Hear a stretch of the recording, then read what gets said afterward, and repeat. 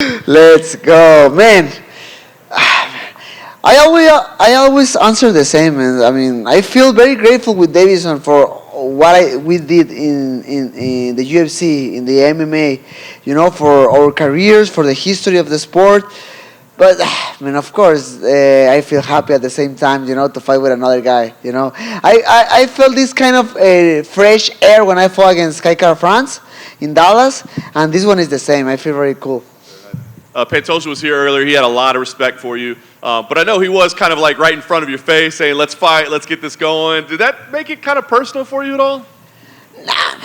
Nah, man. I mean, sorry if I'm not this guy who loves to talk shit in social media or try to make some drama. But at the end, that works for me, man. The people love what I'm doing because it's real, it's natural.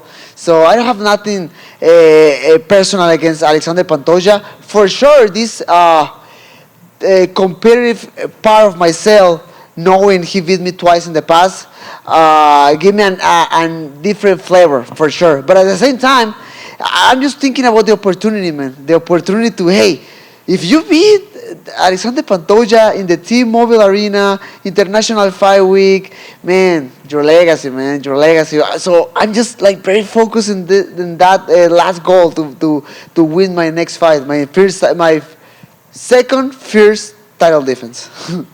It is interesting, right? The history between you two, that he has beaten you twice. I mean, how much does that impact this? Like, is there like a mental thing there when you get in there or something, about the technique? I mean, how much do those two last fights affect this fight?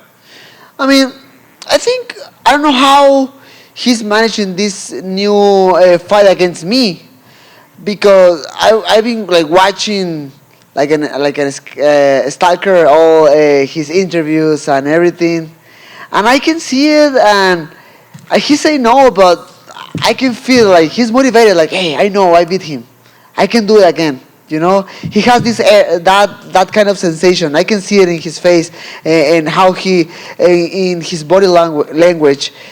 For me, it's just that competitive part. Like, man, he beat you, but you need to know you are so different. And I don't like to talk too much about like, oh, I'm a different fighter and whatever, because I don't even need to talk about it. The people can say it. I mean, a lot of fighters say like, oh, I'm a different fighter, I changed too much.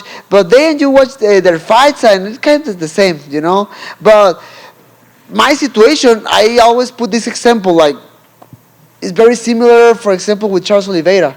Like, when he came to the UFC, he was a kind of, a good fighter, winning some fights, losing some fights, then getting some bonuses, then loses again. But then he started to win and win and win, and everybody was like, what happened with this guy? Why he's just winning? And then he got the title. He lost against Makhachev, but then he got this amazing victory against Beneil Dariush.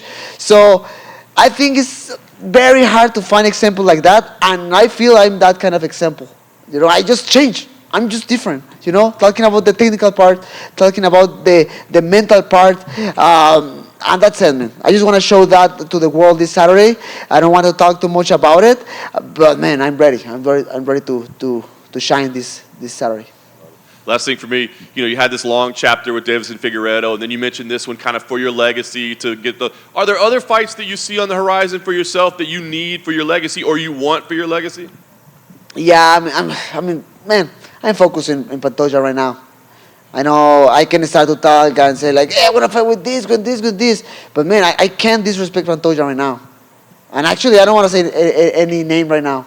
I want to be very focused in Pantoja because I know he's motivated, he won my head, and he won my belt. And man, this one is mine.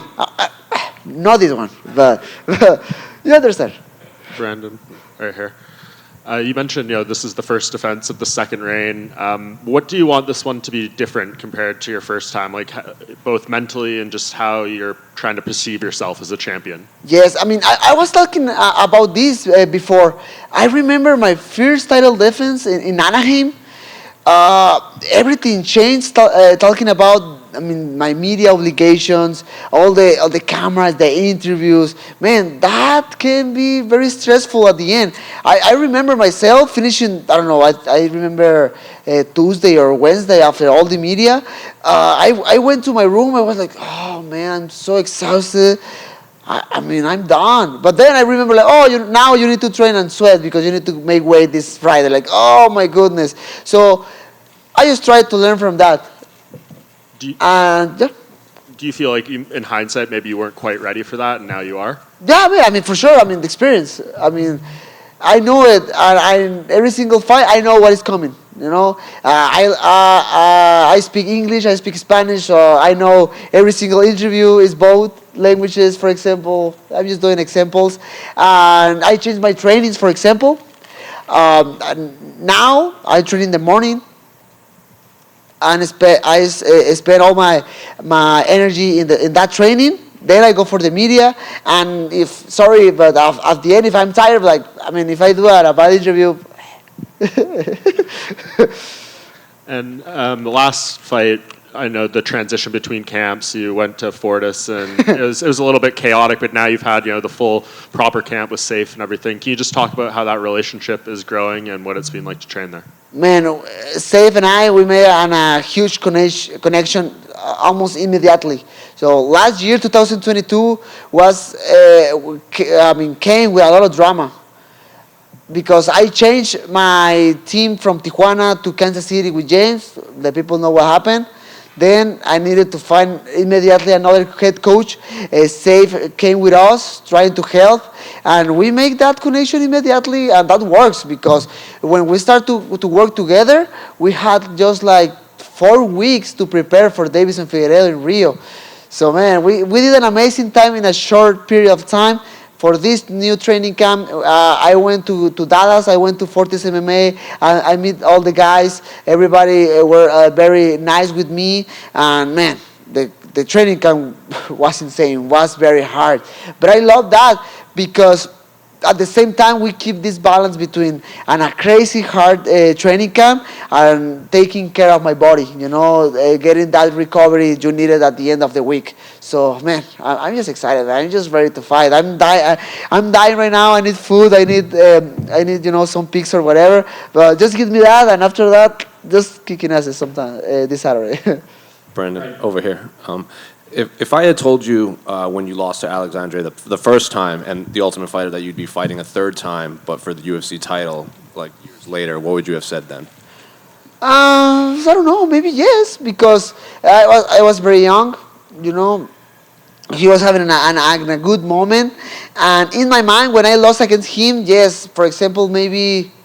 I'm trying to remember. Maybe the first month was very hard. Like, oh, I don't know. You have these negative thoughts in your mind, like, I don't know if this is for me. I don't know if I want to keep going, blah, blah, blah. You wake up in the morning and you need to go and train. And you're like, I don't know. I'm not sure if I want to go to train today, But in the moment when I pass all those negative thoughts, I was focused on just keep going. Like, I need to keep going. I need to keep fighting, not just for me. For my wife, for my daughters, for my teammates, for all the people who believe in me. And I don't know, man. If you told me that in that moment, like, yeah, let's go. Yes, for sure. Just give me a new opportunity. Is any part of you jealous about Yair's custom belt that he's been carrying around? Oh man, it's beautiful. Actually, the belt is so beautiful. I don't know if you had the opportunity yet to watch the belt right here because he bring the belt with him. But it's beautiful. It's very nice. Not jealous, but it's just very nice. And then last one for me, Saturday is going to be Robbie Lawler's last fight, and then he's going to retire. I'm curious if you have any favorite memories or favorite fights from his career. Of Robbie? Of course, man. That one with Rory McDonald's. If you are a huge UFC fan, you can't forget that one. He's a warrior, and I'm just happy to share the car with him. Brandon, you called out Henry Cejudo a few times. What about that fight excites you? Is it because you used to be close and now you're not? Is it just because you want to go chase greatness? Like, what about that fight excites you? Man, Sorry, but I'm so focused for Pantoja, so I don't have like any comments about Henry Cejudo right now. Sorry. That's all good. What's your most valuable Pokemon card? Oh man! So let me tell you. So everybody saw that embedded with my daughter opened the cards this weekend.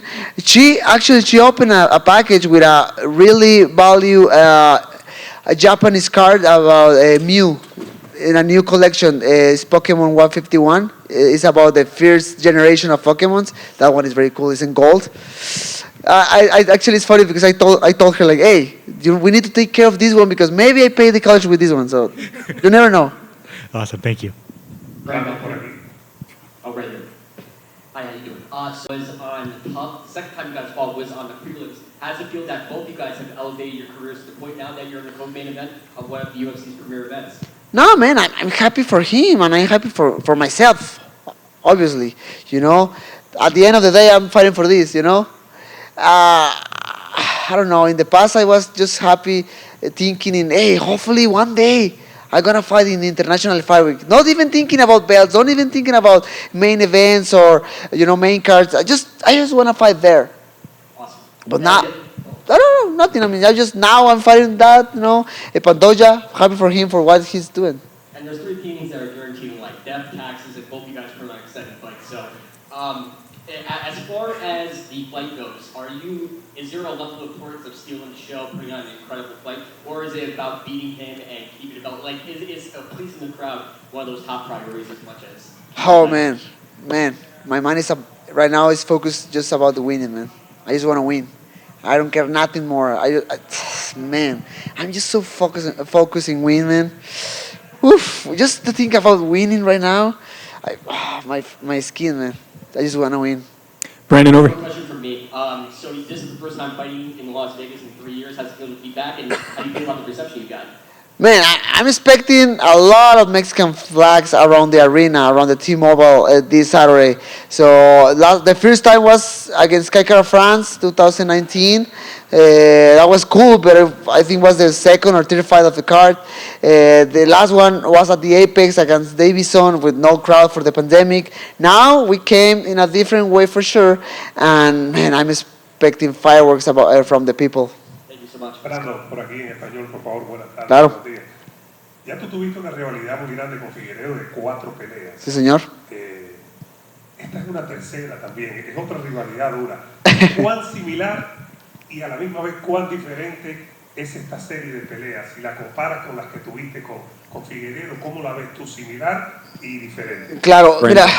Brendan, you've had sorry. 4 fights against Figueiredo, and now you're going into your 3rd fight against Pantoja. Again, another series of fights. How do you compare? What are the differences between those, and what are the similarities between those? Tienes que desquitar el cheque.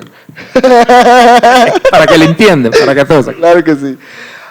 Pues mira, vengo de esta rivalidad muy loca con Davison que duró básicamente 2 años. Por ahí esta pausa con Kaikara France en Dallas.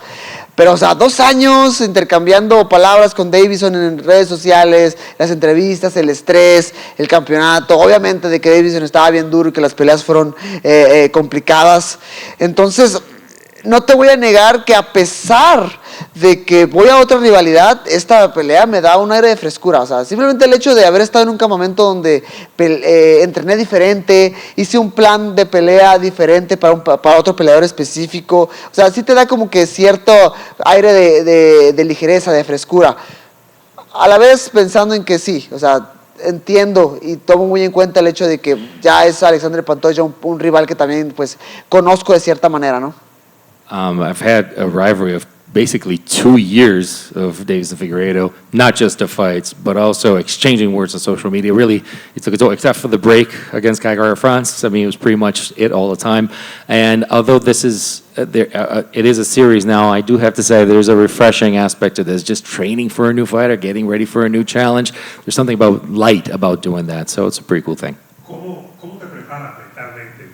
Porque con Figueiredo fuiste cambiando resultados, pero cuando vas contra alguien que te ha ganado 2 veces, de la manera que haya sido, mentalmente, ¿cómo te preparas? Campeonato mundial, a defender tu corona, pero es alguien que te ha ganado. ¿Cómo llegas tú al entrenamiento y cómo llegas a esta semana de la pelea? How do you prepare yourself for training? I mean, you actually have this ups and downs against, and the flow, ebbs and flows against Figueiredo, but in this case, you're fighting a fighter that actually beat you twice. So how does it change in that sense? How do you go? What's your mindset coming into the camp, and what's your mindset coming into the fight?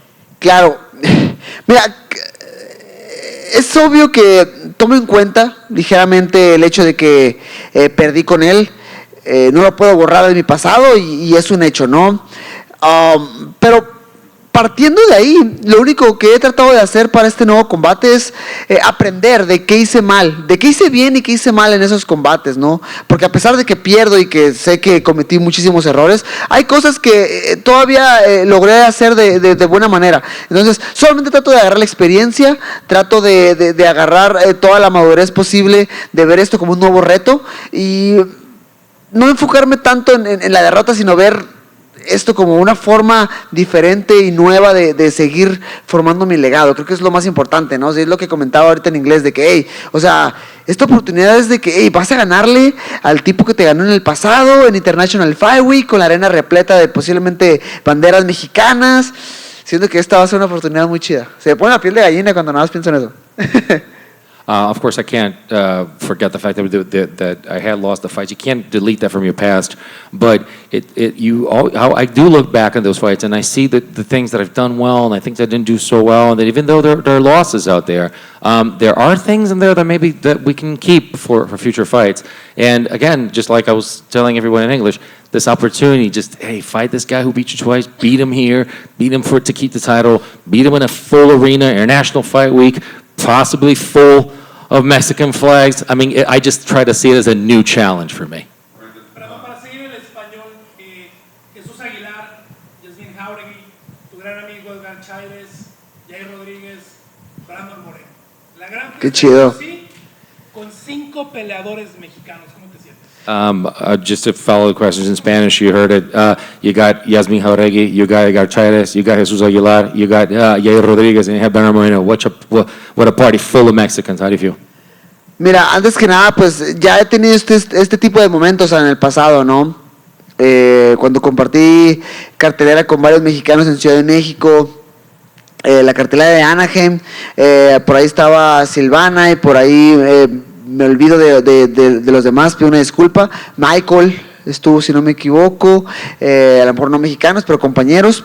Y esta vez hablando específicamente de México, creo que lo vuelve muy especial. Claro que sí, porque no solamente son personas las cuales comparten bandera conmigo, sino son personas con las cuales he compartido varios momentos a lo largo de mi vida, como lo es con Yasmín, como lo es con Chuy Aguilar y sobre todo con Edgar, ¿no? Edgar que, híjole, lo conozco ya desde muchos años atrás, sé lo duro que ha trabajado para esta oportunidad, sé lo que ha batallado, sé las veces que se ha tropezado y los obstáculos que ha tenido que pasar para llegar hasta aquí. Va a ser una pelea pues complicada para él, es una pelea en corto aviso, contra un Tatsuro Taira que se ha visto muy bien de una manera muy técnica en su paso por la UFC, pero híjole, o sea, yo estoy muy confiado en que le va a ir muy bien. Y hablando ya pues otra vez en general, o sea, Jair peleando por campeonato contra Alexandre Volkanovski, yo mismo, Yasmín, Chuy, eso se puso muy chido, la verdad es que se puso muy bien, estoy muy contento por ellos y me siento también muy honrado de que la UFC nos haya dado esta importancia a nosotros los mexicanos en un evento tan importante para ellos como lo es International Fight Week. I've gone through the situation plenty of times actually in Mexico, fighting around so many people and sharing the card with Mexicans as well, but also the card in Anaheim. I mean, it was myself there, it was Michael Morales, Genaro, a lot of people, and everybody was there. I mean, it was a card that I shared with Mexicans, but this is just a different story. I mean, this is International Fight Week.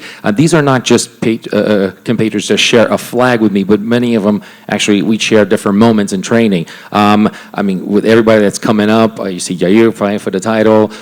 You have, especially Jair, because someone that's been with me for such a long time. I know what he's all about. I know how hard he's worked for this. I know he's had the opportunity. I know the trials and tribulations, and sometimes he stepped along the way, but it's so important to have him here. At the end of the day, having him and Jauregui and all them, it's so important at the end of the day, this has been a pretty cool thing. Hace 10 años que se entabló una amistad muy bonita con Jair Rodríguez, que se conocieron en que MMA, me ha tocado a mí cubrirlos estos 10 años, ver cómo se echan porras, cómo se ayudan, cómo trabajan entre ustedes. Le preguntaba yo hace rato, me dice, es que Brandon es mi inspiración. Me abrió los ojos, me hizo lo que es ver unificando cinturón. Qué chido. Que las cosas eran posibles, pero Brandon me enseñó y me dijo, oye cabrón, ahí está, tú puedes unificar el cinturón. ¿Qué significa que compartas este momento con tu gran amigo y que tu amigo te dedique esas palabras antes de una noche tan importante como esta? You've known Yair Rodriguez for 10 years, and when asked here before, he said, you know, is that Brandon Moreno's my inspiration, somebody that opened my eyes and said, hey, dude, it's here for the taking. We've seen you cheer for him, we've seen him cheer for you, and how does it feel now to actually be sharing this amazing card together with Yair Rodriguez? Híjole, sí, pues ahí lo conocí. Yo llegué a Albuquerque diciembre de 2013. Y ahí nos conocimos, empezamos a entrenar juntos, después él pues, se va de Ultimate Fighter, yo me regreso a mi casita y luego ya empiezo a pelear en Arizona, pues okay. Cada quien tuvo un camino diferente y yo me siento muy contento por él porque cada quien a su manera pues ha logrado sus sueños, ¿no? Y ha logrado sus cosas y todo eso que me comentas y todo eso que Yair dice pues me llena de mucho orgullo, me honra mucho y me hace pues sentir muy feliz, ¿no? Muy contento y estoy bien agradecido por las cosas que dice y nada, o sea, súper contento porque vamos a compartir cartelera y es que yo sé de lo que es capaz Yair y creo que se ha comentado mucho a lo largo de la semana, ¿no? Que el estilo de Yair, y estoy bien de acuerdo, creo que es un estilo bien complicado para quien sea y creo que va a ser un estilo bien complicado para Volkanovski por la altura, por lo impredecible, por el alcance, por el pateo. Yo me veo ganando junto con él y tomándonos una foto muy chida al final de la noche el sábado. We go way back to December 2013, Albuquerque. Then, you know, life is taking us separate ways. I went to Arizona. Everybody knows about Ultimate Fighter, and it was my turn. So I just, he's a guy who just made things. He's making dreams come true. And the fact that he said those words, it just makes me so happy and also so proud of something like that. And you know, about him, I know the guy. And I know how hard he can be. I know how his reach, I know his power, I know that style that makes it difficult for a lot of other fighters, especially for Volkanovski. And I really want to I can see myself taking a picture on Saturday with him, well, a picture of us together with belts. Mainly get to train with over there because when you think of that gym, it's a lot of fighters in higher weight classes. We see Marcelo Rojo here. Who else did you get to work with? No, Marcelo is, he's not a fight right now. He's going to fight coming soon in July 15th, so he's in shape. He's making weight. But there in Dallas, I had two specific training partners. Nick Piccinini, who is All-American in wrestling. He helped me like a lot, and another one was Ian Eckbrooks, is su apellido, Eckbrooks. I mean, all those guys helped me a lot, gave me a lot of hard sparring sessions, and man, I feel really prepared. Hopefully they will be very cool if they stay here, but they came back to Dallas. But man, I mean, Nick and Ian, those guys helped me a lot for this preparation. And just last one from me. Have you been given any indication who will fight the winner of this? Is it going to be Brandon Royval or Amir Albazi? What do you think sort of will be next for the winner of this fight? I mean, I think Brandon Royval is actually here, you know, for a backup as a backup fighter. So after this fight, yeah, I mean, I'm not even thinking about the future, but yeah, I mean, Royval is there. Brandon, back here too. You know, obviously a lot's been made of the fact that you've lost to him twice now, but you're still a betting favorite. You know, what does that mean to you? You know, that at least the odds makers still think you're at least a better fighter. Man, in the past when I was the favorite in the odds, I lost. So that doesn't mean nothing for me, man. I'm trying to never watch nothing about bets, about odds, who's the favorite, who's the underdog, because for me that doesn't matter. Actually, I think that's an extra motivation for Pantoja. Like, oh, I'm the underdog, okay. So I'm taking care of that. Okay, I'm thinking about it, and I'm just trying to win, man. I don't care nothing more. Perfect. And last question. It's not the exact same situation by any means, but obviously back in, I believe, April, we saw Israel Adesanya, you know, beat someone who had beaten him multiple times, and the eruption from the athlete itself in the arena was pretty crazy. Do you see that same situation playing out for you if you went on Saturday night? Man, I mean, in the past, Pantoja, obviously, before to Alexandre lost again, Alex lost against Adesanya, but Pantoja say, "Oh, I'm his Poitin." Like, maybe yes, maybe he is. We did it, guys. Let's go. Okay. Let's do it.